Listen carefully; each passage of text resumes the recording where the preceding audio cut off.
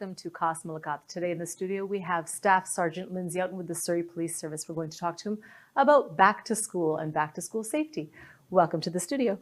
Thanks, Sonia, for having me. Yes, of course. Thank you for making time to talk to us. We're very excited. Kids are going back to school. They're tired of being home, off for the entire summer. First they're excited, and then now they're just starting to lose things, think what they're going to do in September. They're getting ready for school. So you're going to tell us all the things we need to know to be safe. Yeah, it's a busy time of year. It's busy for kids, it's busy for parents, but it also gets busier on our streets and our roadways and the sidewalks. And back to school safety is a very important topic for all of us in the community, especially for those of us at SPS. Of course. Kids are getting ready, they're getting new backpacks, they're getting all the supplies that they need. And next week, they're going to be making, in some cases, their first walk to school with their parents. And I remember the first day taking my kids to kindergarten. It was a very special day. And as you hand them over to the teacher or the classroom, you kind of get emotional and you start to well up. But the main thing is we want the kids to get there safely, and we want the kids to come home safely. Of course. So it's a busy time, and not only are kids going to school, but more people are going back to work because their summer holidays are done. So we want to make sure that people take extra time, give yourself lots of time to get to your destination, whether that's walking your child to school, whether that's commuting back to the office or work, wherever that might be. There's going to be lots of little kids, especially around elementary schools. They're going to be walking to and from schools. And some kids walk several blocks to and from schools. So it's not just right around the school that we need people to be careful. It's all of the thoroughfares and the roadways and the paths that sort of wind their way in and around our community that we need people to be vigilant and really watch out for kids. Some kids are on bikes, some kids are now on scooters, and kids move pretty quickly. And sometimes kids are unpredictable. And we know that kids are excited. They want to see their friends for the first time in a few months. Or if it's their first day of school, they might be a little nervous. They might be meeting new friends that they don't even know are going to be their friends. So be careful. We also know that school zones, if summer school hasn't been in effect, school zone speed limits come back into effect starting next week, the first day of school on September 2nd. And people need to slow down. It's 30 kilometers an hour. Playground zones, often playgrounds are adjacent to or nearby schools. Those dawn to dusk are always 30 kilometers an hour. Please slow down, give yourself extra time, watch for kids on the sidewalk. We just want kids to get to school safe and get home safe. The last thing we want is to see someone hurt or worse. It's happened in the past. We want to avoid that this year. Well, I think that especially you bring up a good point about kids being excited to see their friends or starting school for the very first time. They're not going to be focused on safety when they're on the road because they're excited about school. They might not be fully present in the moment. They might be wandering, their mind might be wandering. So we have to pay extra attention if they're not watching the road, or maybe some kids, some adults too, are on their phone as they go through a crosswalk. Their eyes are not on the road. Yeah, that's very important, and it's great advice. Kids are not thinking about pedestrian safety. They're thinking about their new class, who their teacher is going to be, seeing their friends for the first time. They may see a friend they haven't seen in several months or weeks and dart across a roadway or dart across a parking lot. Parking lots are sometimes the most dangerous areas for cars to become sort of interactive with pedestrians, and especially kids. We've had a few incidents this summer of kids getting into collisions at very slow speeds, thankfully, in playground parking lots and field parking lots. They've been playing soccer and those kinds of things, and they dart out to go see their teammates, and they're bumped by a car, or they actually run into a car themselves. We know a lot of parents, for good reasons, need to drive their kids to school before they too need to go to work. And so if you're dropping your kid off, make sure you drop your child off in designated drop-off zones.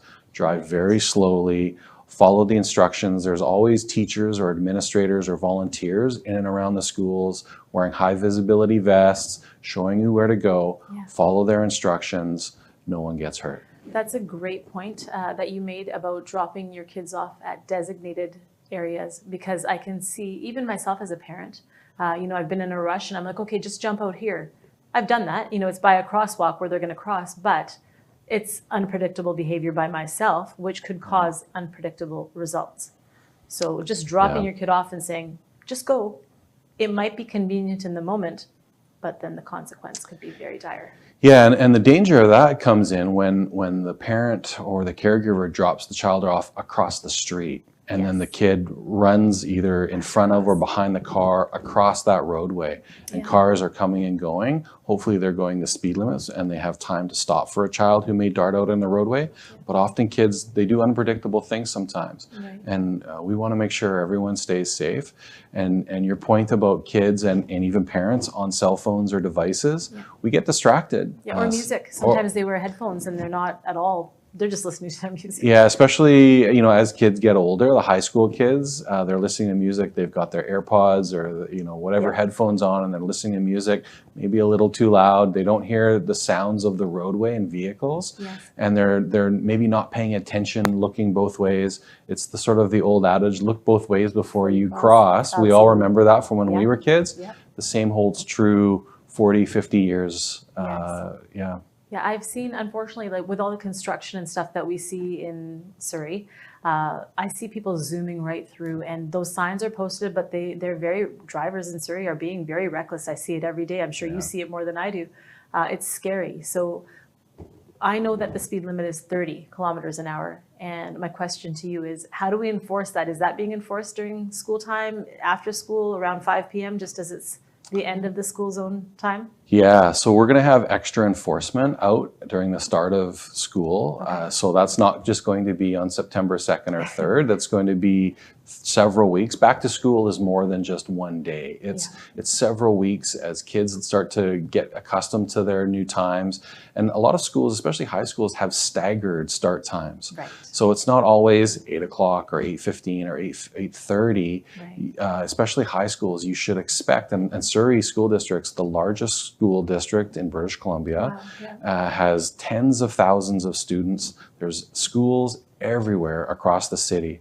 And so people need to watch and slow down. And you're right, construction zones also impact. You know, we know a lot of schools, there's been a lot of work either on the schools, a lot of the work that's done on schools is done during the summer months.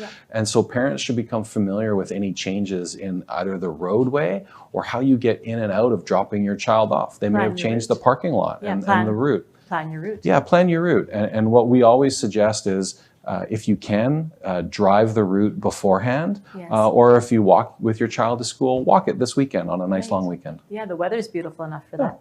Let's talk about roundabout safety. I know this wasn't going to be a traffic segment, but I feel that I need to bring this up with you. A lot of people don't know roundabout etiquette. We need to kind of sharpen our skills. I mean, there's lots of drivers out there that are probably just comfortable driving, but they're not doing it the right way. My concern is when I drive through a roundabout, oftentimes at the end of the roundabout, there's a crosswalk right at the end of it. That's the scary thing, is because people are zooming around real quick. Yeah, roundabouts are very interesting. And roundabouts are intersections, but they're special intersections. And they have the island in the middle.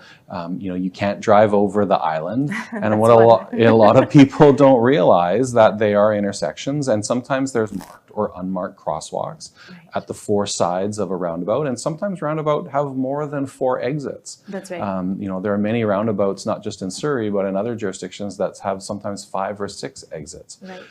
So know the roundabout, slow your speed down, go slowly around the roundabout. And the most important thing, and I think a lot of people's pet peeve, is signal your exit out of the roundabout.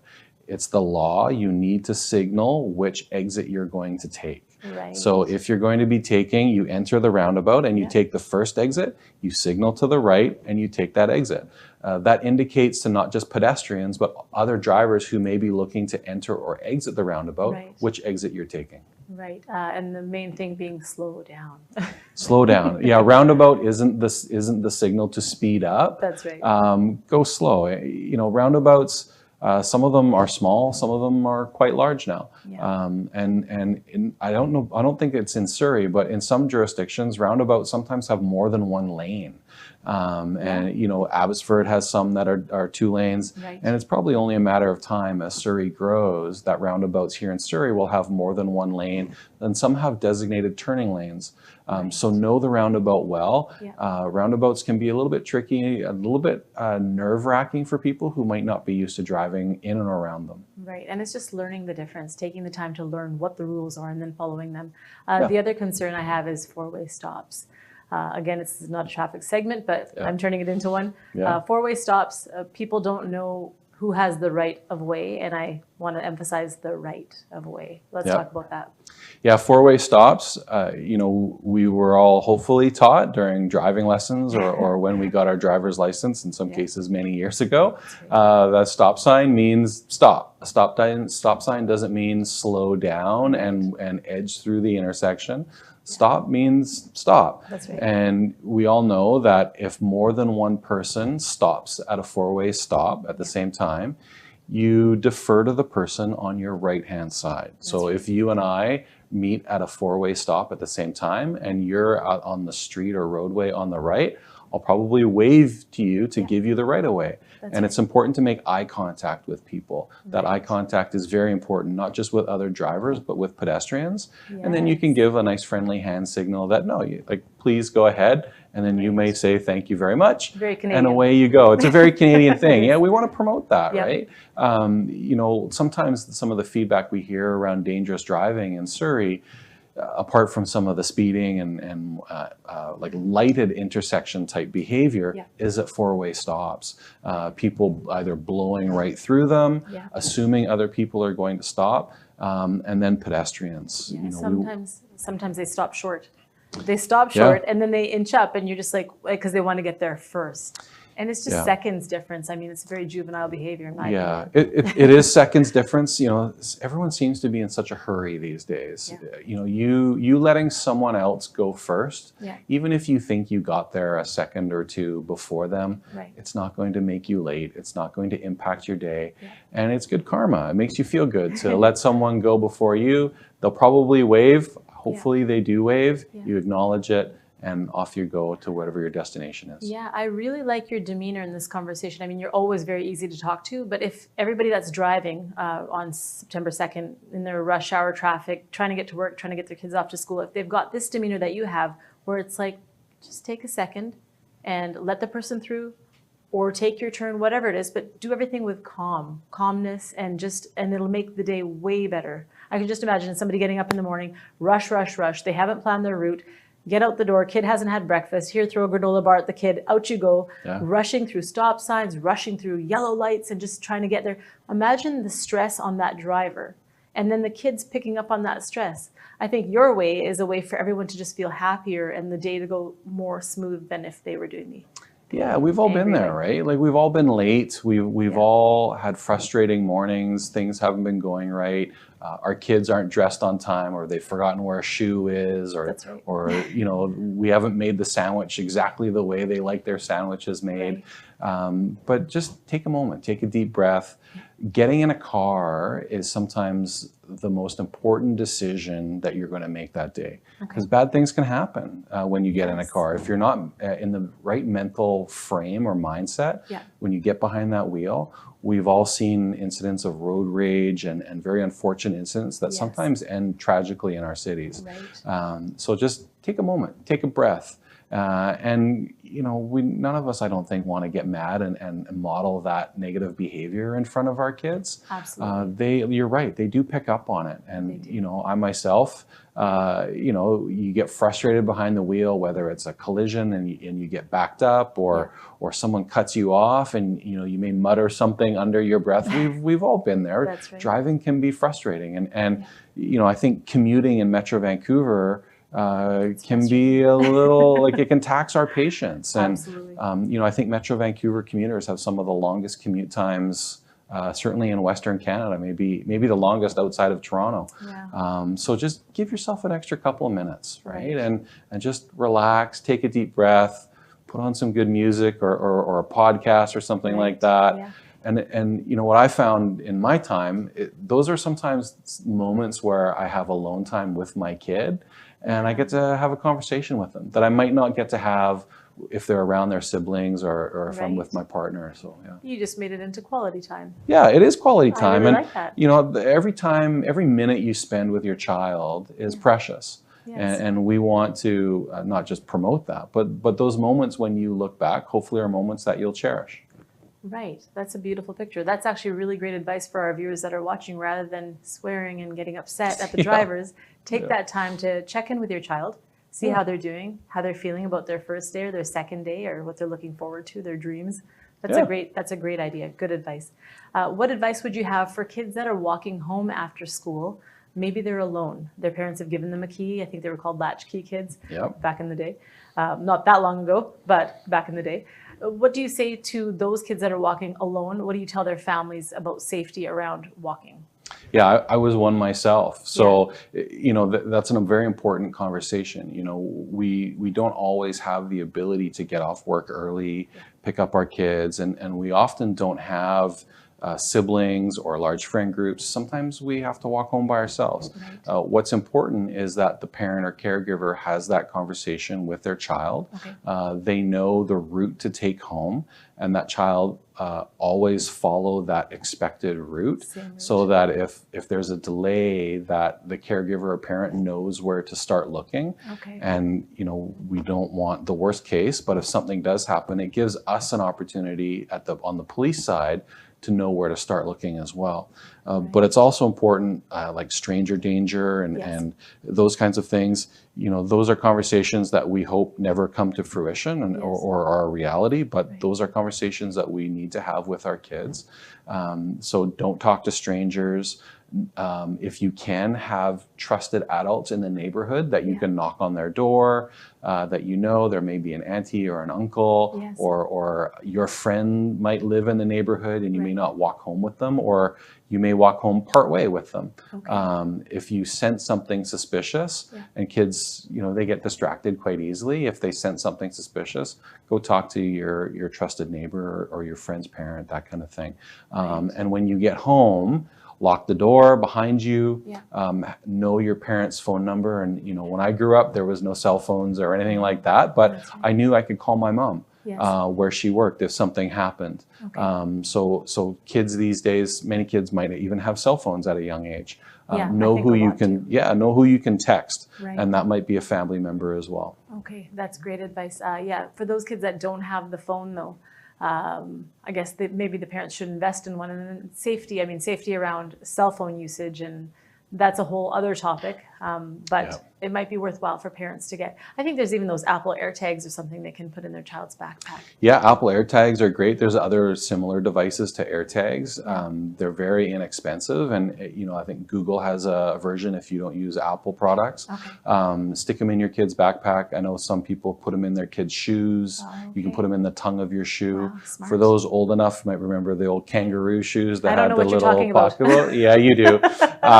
You know, there's little pockets all over the place, right? So put those in the backpack or wherever you can, and you know, you're not surveilling or tracking your kid. It's more of a personal safety thing. Absolutely.